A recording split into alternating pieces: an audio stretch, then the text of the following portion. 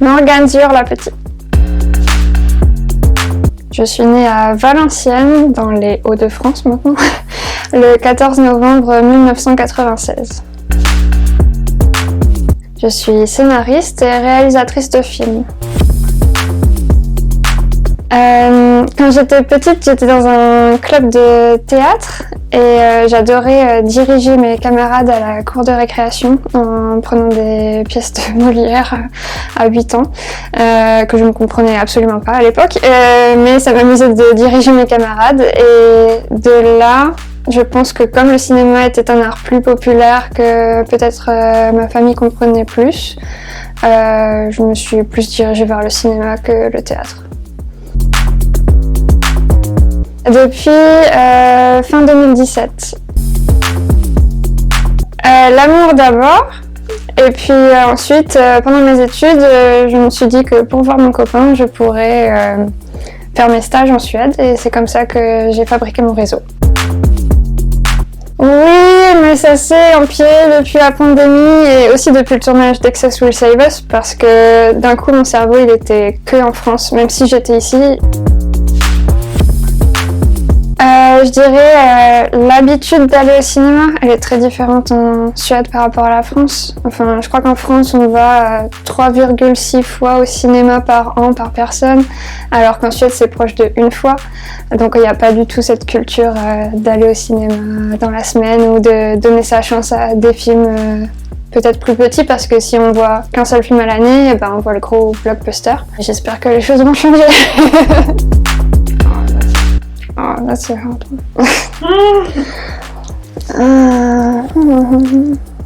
Celle-là, elle est très très dure. Parce que j'aime tellement de choses différentes et j'aimais beaucoup l'absurdité de Petit Quinquin de Bruno Dumont. Et c'est quelque chose qu'on peut retrouver dans Access Will Save Us. Mais aussi pour, en tout cas, le court-métrage. Pour la manière de filmer, on s'était assez inspiré de Roy Anderson, chez qui j'avais fait un stage. Mais en filmant Access Will Save Us, le long métrage, on est vraiment parti d'Access Will Save Us, le court métrage. Du coup, c'est un peu bizarre à dire, mais le court métrage est devenu vraiment l'influence de ce long. Oui, c'est sûr. Je sais pas si j'aurais eu l'idée de tourner Access Will Save Us comme je l'ai fait si j'avais pas travaillé avec lui avant. Il y a cette manière d'observer le monde, cette manière de faire des recherches sur les peintures avant de tourner. Je devrais travailler en pitch, ça fait longtemps. Donc c'est un documentaire hybride fiction dans lequel je retourne dans le village de ma famille où une alerte attentat a eu lieu alors que rien ne s'est vraiment passé. Je reste dans le village pour le long métrage pour voir d'où viennent tous cet appétit pour les histoires et la création d'histoires encore plus grosses que ce qui arrive en réalité dans le village. C'est un peu un titre à la fois ironique et plein d'espoir. En français, je le traduis par La démesure nous sauvera. Et c'est parce que, alors que rien véritablement ne se passe dans le village, les gens de ma famille créent tout un pataquès à partir de rien.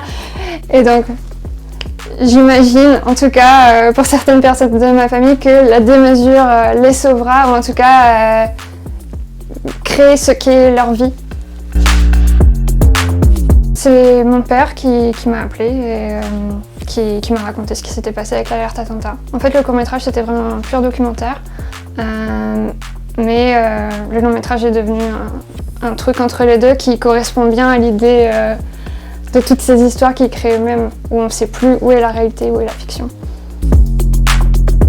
Ouais, je sentais qu'il y avait plein d'autres histoires à raconter, parce que toutes les semaines il y en a. Et donc j'avais très envie d'y retourner. Et aussi je voulais faire un truc qui était plus centré sur ma famille, ou en tout cas les parties de ma famille dont je suis proche, que sur le village. Attends, je vais réfléchir. Parce qu'à chaque fois qu'on pose la question et que mon père est là, il est en mode « tout est vrai !» alors que je suis là « non, tout n'est pas vrai ». Je me suis inspirée de leur personnalité afin d'écrire un traitement qui ensuite a été remodifié par rapport aux histoires encore plus folles qu'ils me racontaient de ce qu'était la réalité. Mais le côté le plus faux, je dirais que c'est qu'on a aussi des acteurs dans le film. On a 3. C'est celle qui joue ma cousine, celui qui joue mon oncle et celui qui joue le petit copain de la cousine.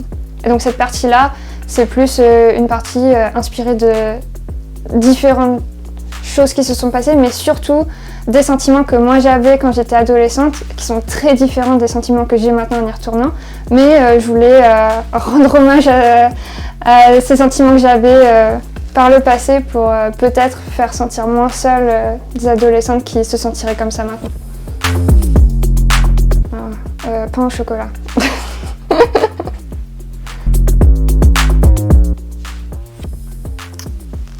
Non, hybride. Ça aussi, je vous l'ai dit dans les emails que c'était chiant. Ah non, je sais pas. Je sais pas.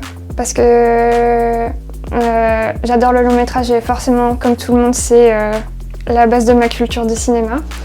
Mais le court métrage, c'est tellement un monde merveilleux et je partage la joie de mon père quand on va au Festival de Clermont-Ferrand. Enfin, il adore le Festival de Clermont-Ferrand. De découvrir tant de choses en une séance. Donc c'est trop dur. Je sais jamais quoi dire quand on me pose ça. C'est trop dur, tu pourrais dire plein de derniers mots. Au revoir.